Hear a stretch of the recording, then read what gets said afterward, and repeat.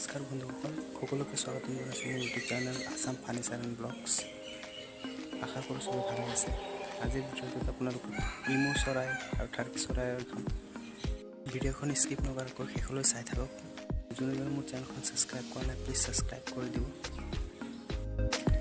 দেখা পাই আছে মোৰ ওচৰত আছে বিশ্বৰ দ্বিতীয়খন ডাঙৰ ইমু চৰাই।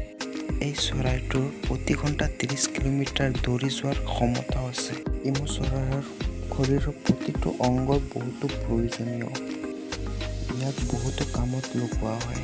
এই চৰাইৰ কণীটো বহুতো ডাঙৰ আৰু ইয়াৰ কণী প্ৰায় 2000 বিক্ৰী হয়।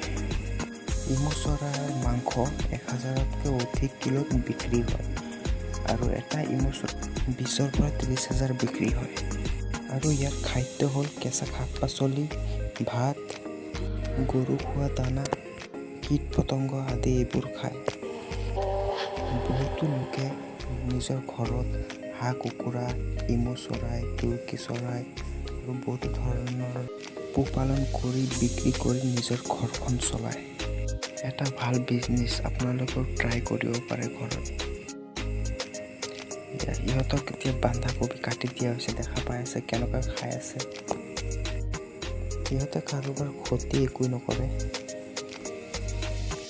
ইমু চৰাইৰ বিষয়ে মই যিমানখিনি জানিছিলোঁ আপোনালোকৰ লগত শ্বেয়াৰ কৰিলোঁ।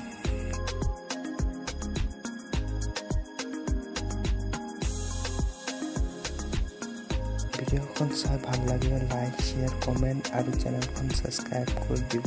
ধন্যবাদ।